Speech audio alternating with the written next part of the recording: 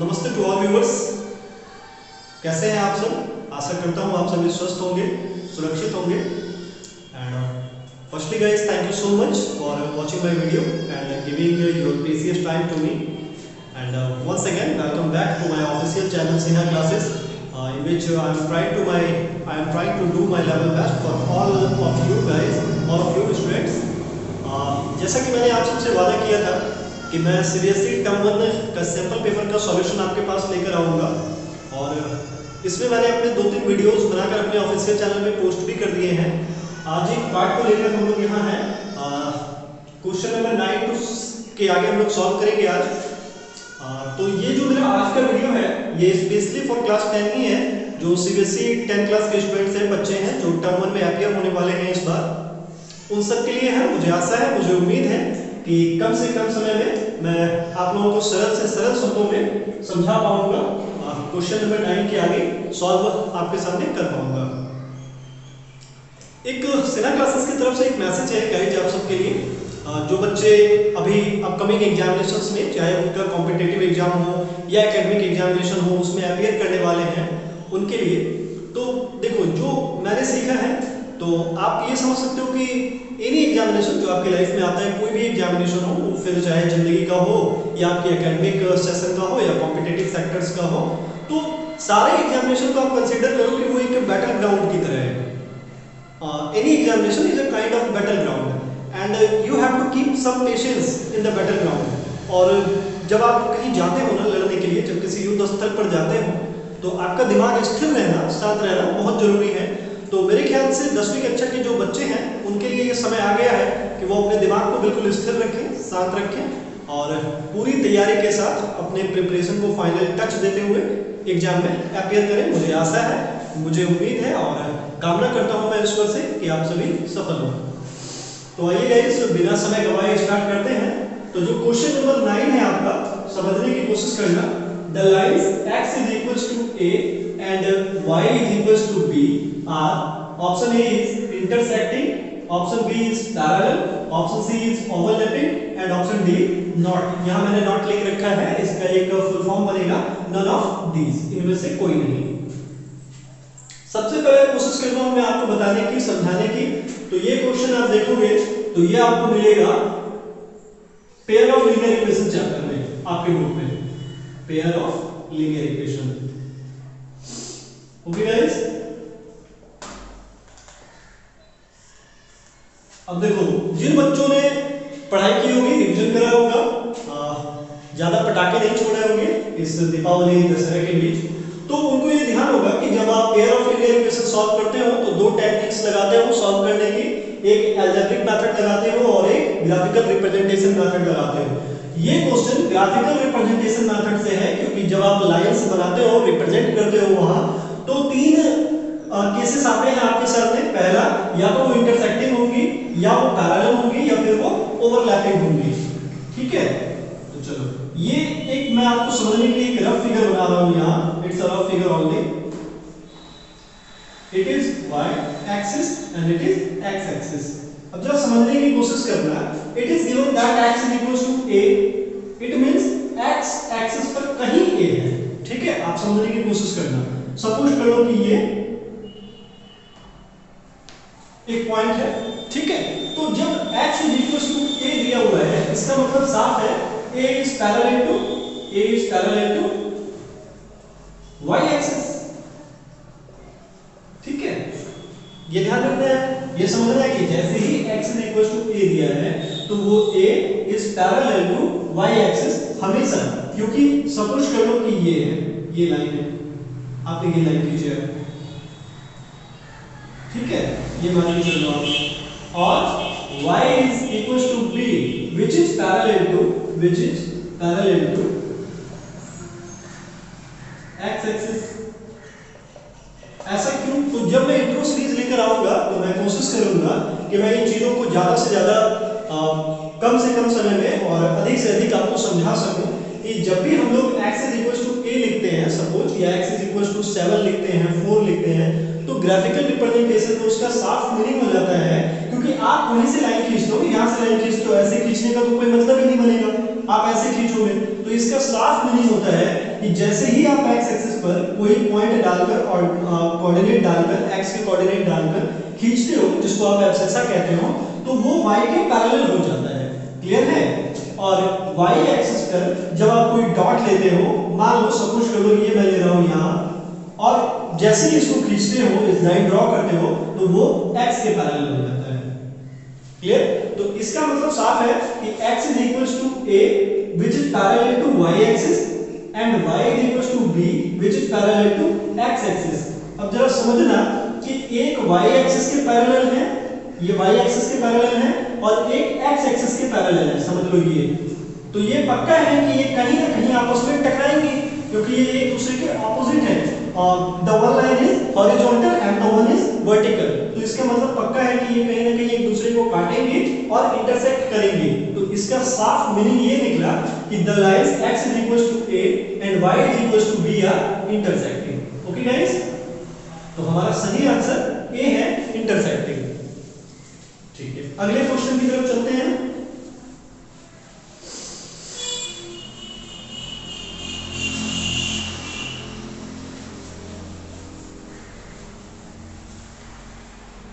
जो हमारा अगला क्वेश्चन है वो ये है, the distance of point, the distance of point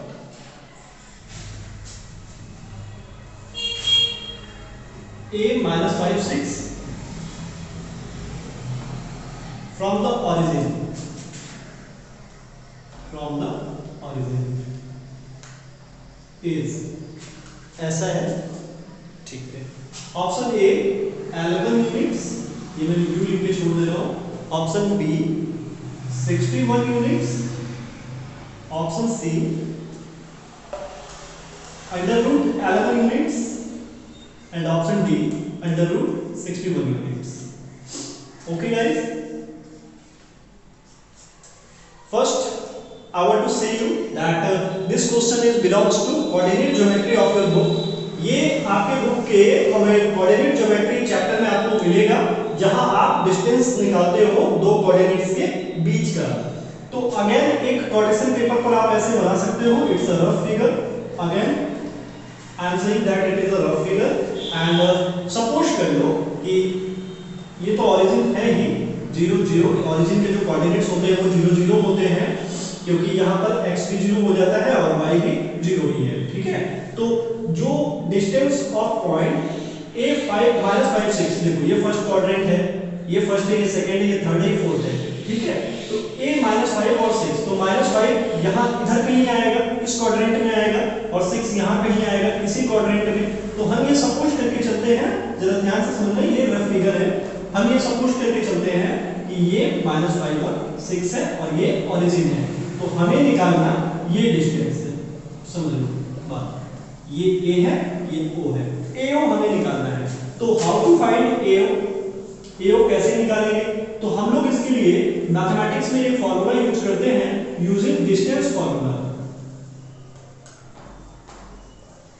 जब मैं इंट्रो सीरीज लेकर आऊंगा तो मैं आपको दूसरे तरीके भी बताऊंगा, लेकिन जो बहुत रिकमेंड किया जाता है इस मैथ को सॉल्व करने के लिए, वो सबसे सही तरीका डिस्टेंस फॉर्मूला ही लगाना है। थोड़ी सी कैलकुलेशन होती है, लेकिन 10th के बच्चों से ये उम्मीद की जाती है कि उनकी कैलकुलेशन इतनी अच्छी होगी कि वो आसानी से इस तरह के सवाल सॉल्व कर पाएंगे। तो distance formula AO is equals to square root x2 - x1 whole square plus y2 - y1 whole square. अब जरा समझना, ऐसे क्वेश्चंस को बनाते समय ध्यान रखो कि जब भी आप x2 x1 लिखो ना, चुपके से एक बार पहले ही लिख लो। उससे क्या होता है कि क्लियरिटी आ जाती है, फिर गलती होने की संभावना बहुत कम रहती है, पॉसिबिलिटी बहुत कम रहती है। तो यहाँ x1 क्या है भाई? तो ये -5 और 6, तो ये x1 है -5, x2 क्या है भाई? तो 0 है, y1 क्या है? तो 6 है, और y2 क्या है? तो 0 है। तो यहाँ हम लोग ऐसे लिख सकते हैं 0 -5 whole square plus y2 which is 0 and y1 which is 6 whole square. अब जरा समझना, इन चीजों को जरा समझना, दिस माइनस माइनस, ये प्लस हो गया भाई हमारा। चलो सीधी सी बात है भाई, एकदम सीधी सी बात है, ये जीरो है, इसका तो कोई मीनिंग है ही नहीं। -5 का जब हम लोग होल स्क्वायर करते हैं -5 का, तो वो 25 हो जाता है। ये सामने माइनस है लगा हुआ, ये देखो, ध्यान से समझना, ये समझने की चीज है, जरा देखिए एक बार। तो ये माइनस कर दिया रिएक्शन, ठीक है, तो ये +5 हो गया होल स्क्वायर। यहां प्लस है, यहां माइनस है, तो ये माइनस हो गया, -6 whole square plus -6 whole square. ये हो गया हमारा 25 और -6 का होल स्क्वायर हो गया 36। It means √61 units. देखो यहां समझना है कि क्या कर रहा है मैंने। देखो सबसे पहले तो ये जीरो है और यहां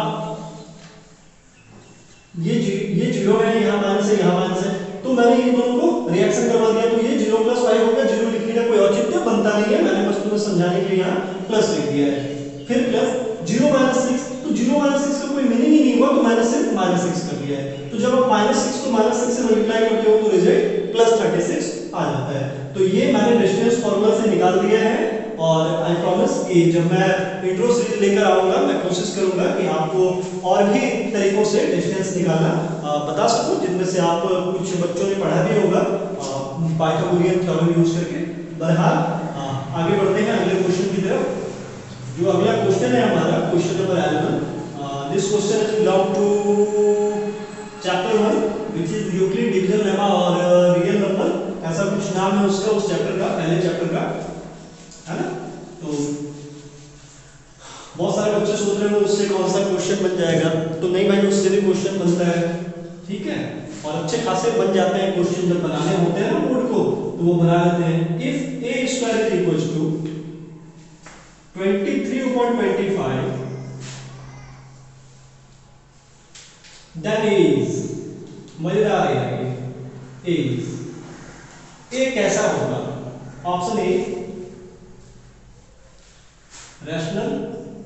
मेरे सामने एक पीडीएफ पड़ा हुआ है, आशा करता हूं आप लोगों के पास भी जब आप ये वीडियो देखेंगे तो एक पीडीएफ सामने रखा होगा। Option B is irrational, option C is whole number,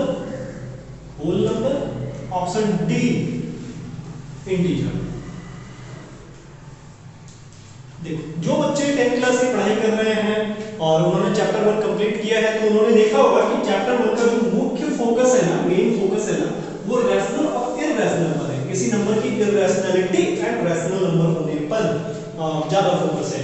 तो ऑप्शन ये जो दो बन जाता है सी और डी, ये तो मतलब मुझे लगता है वो कि किसी ने एक ऑप्शन मिलता है, एक लाइन में मिलता है ना, एलिमिनेट कर देने का, चलो भाई इन दोनों को हटा दिया। अब हमारे पास दो ही है बचे हुए, रैशनल और इररेशनल, इसमें ढूंढना है, समझना है। a square is equals to 23/25 है, it means surely a is equals to the square root is under square root 23/25 which is equals to 25 का तो स्क्वायर रूट हो गया भाई 5, तो ये तो चलो आजाद हो गया, मुक्त हो गया। लेकिन 23 क्या मुक्त हो पाएगा स्क्वायर रूट से? नहीं हो पाएगा, क्योंकि ये तो प्राइम नंबर है और प्राइम नंबर के ऊपर स्क्वायर रूट है। अच्छा, अब बताओ, तुम लोग सोचना, तुम लोग ध्यान देना, जब तुम लोग पढ़ाई किए होंगे तो तुम लोगों को पता होगा ये चीज कि जब भी हम किसी भी प्राइम नंबर के ऊपर स्क्वायर रूट डालते हैं तो ऑटोमेटिकली वो इररेशनल हो जाता है। Any prime number under square root is an irrational number. You have read this in your class 10th seriously maths book. Okay? तो इसका मतलब साफ है कि ये irrational हो गया and it is divisible by 5. Now we are dividing this number by 5. तो अगर irrational number को rational number से हम लोग डिवाइड कर रहे हैं तो रिजल्ट भी irrational ही होगा। It means ये भी irrational number है। तो हमारा करेक्ट ऑप्शन जो है वो ऑप्शन बी है। ओके गाइस, नाउ आगे बढ़ते हैं हम लोग क्वेश्चन नंबर 12 की तरफ। अगेन ये भी आपको वही मिलेगा, नंबर सिस्टम या रियल नंबर। इस तरह मैं एग्जैक्टली नहीं याद कर पाऊंगा हूँ, शायद रियल नंबर्स ही उसका नाम है उस चैप्टर का। एक्चुअली 3 घंटे की क्लास हो चुकी है मेरी और फिर मैं ये कर रहा हूँ तो थोड़ा सा इस समय एग्जैक्टली मेरे दिमाग में नहीं आ पा रहा है। If LCM x 16, it means x is a real number, कोई रियल नंबर है वो और उसके साथ 18 है। 18 और x का एलसीएम यहां पर गिवन है 36 and HCF x 18 is equal to शायद 4 नहीं 2 गिवन है 2, then x is equal to then x is equal to ये बताना है। Option A is 2, option B is 3, option C is 4 and option D is 5। देखो एक बार फिर आते हैं, मैंने क्या कहा था कि एकदम पेशेंस रखना है आपको, हड़बड़ाना नहीं है। किसी भी एग्जाम में एमसीक्यू करते समय या डिस्क्रिप्टिव करते समय परेशान बिल्कुल नहीं होना है, हड़बड़ाना बिल्कुल नहीं है, एकदम धैर्यता से आराम से आंसर करना है, एकदम सोच कर, ठीक है। और जो कुछ मतलब अल्ट्रा लेजेंड बच्चे होंगे जो तुक्का ही लगा देंगे तो उनके बारे में तो मैं कुछ नहीं सकता, लेकिन अगर आप मैथ कर रहे हैं तो मेरा मानना है कि आपको दिमाग स्थिर रखना चाहिए, एकदम कंसंट्रेट होकर थोड़ा सा कर लेना चाहिए सॉल्यूशन, फिर ऑप्शन पर टिक लगाना चाहिए। तो मैंने अपने पहले वीडियोस में भी पहले भी वीडियोस जो डाले हैं उसमें मैं बताया हूँ, जिन बच्चों को मेरा वीडियोस देखना है पहले का वो आप मेरे ऑफिशियल चैनल पर आ सकते हैं और देख सकते हैं। तो चलते हैं कपल ऑफ क्वेश्चन अगेन। अब नंबर सिस्टम या रियल नंबर जो भी नाम है उस चैप्टर का, उसमें आपने पढ़ा होगा ये देखो, ये अगर मुझसे पूछा जाए तो 8th स्टैंडर्ड में, एक मिनट तो सब मार करके जा रहा है, 8th स्टैंडर्ड में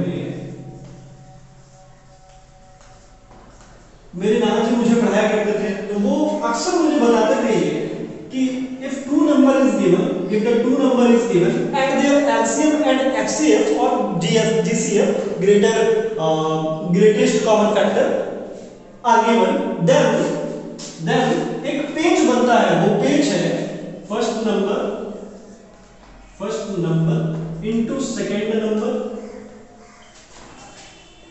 is equals to HCF into LCM। ऐसे भी कह सकते हैं और आपको बुक में दिखेगा ये product of numbers is equals to HCF into LCM। Okay guys, तो क्या हम यहाँ ये अप्लाई कर सकते हैं? बिल्कुल कर सकते हैं। तो product of numbers it means x into 18 is equals to HCF into LCM। What is HCF? HCF क्या है भाई? तो 2 है एंड LCM क्या है भाई? तो 36 है। जरा समझना, 18x is equals to 72। 18 1 जा 18 4 जा, therefore x is equals to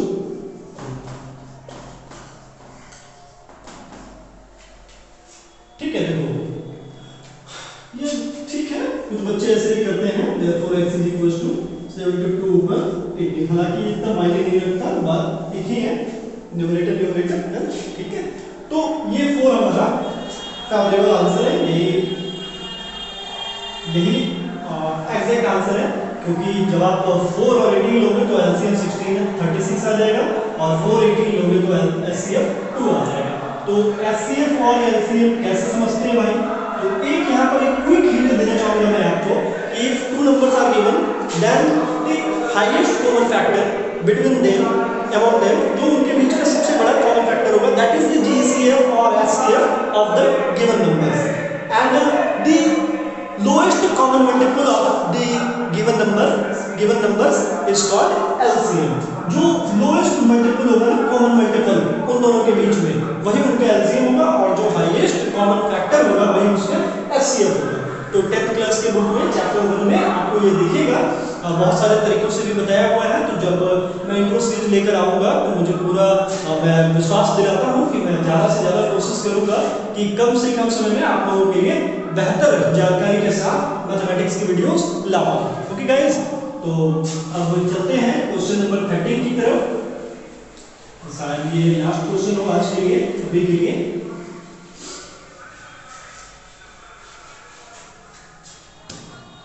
question number 13 है आपका, इन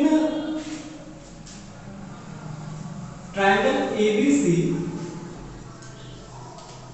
राइट एंगल एट, मुझे विश्वास है कि this board is visible to all of you, ये बोर्ड विजिबल है, आप लोग देख पा रहे हैं और मैं आप लोगों के लिए उपयोगी सिद्ध हो रहा हूं, ऐसा मैं समझता हूं। If tan A is equals to √3 square root 3, then cos A cos C minus sin A sin C, ठीक है, is equals to what? Your options are A -1, B 0, C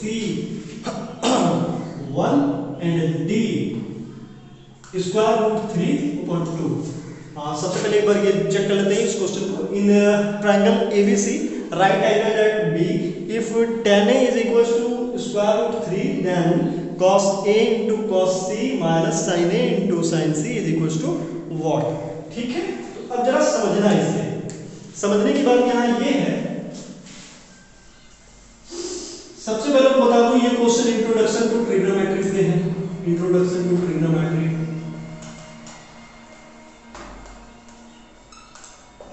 ठीक है, पढ़ा होगा आप लोगों ने।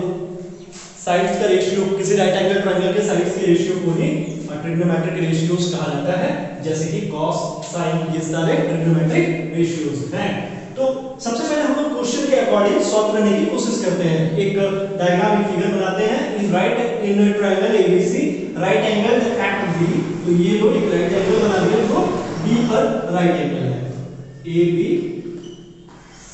तो ये राइट एंगल है तो भाई 90 डिग्री है। If tan A is equals to √3, जरा समझना कि tan A √3 है, since tan A is equals to √3, तो कितने डिग्री पर tan √3 हो जाता है जरा बताना। तो इसका मतलब साफ है कि tan,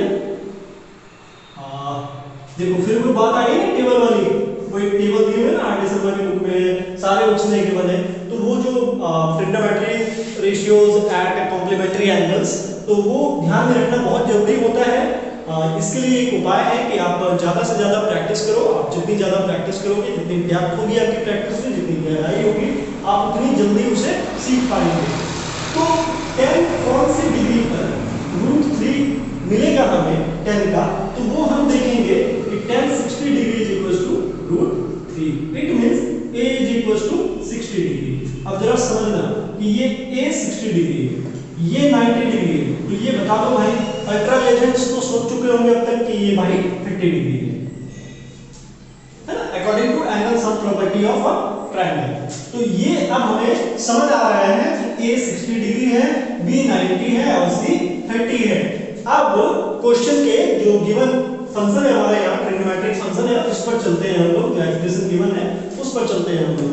तो वो कुछ ऐसा है कि cos A है तो cos 60 लिख सकते हैं हम लोग, cos C है तो cos 30 डिग्री लिख सकते हैं हम लोग, sin A है तो sin 60 डिग्री लिख सकते हैं, sin C है तो sin 30 डिग्री लिख सकते हैं। ठीक है गाइस, अब जरा समझना, cos 60 की वैल्यू जल्दी से बता दो कोई, तो cos 60 की वैल्यू होती है 1/2।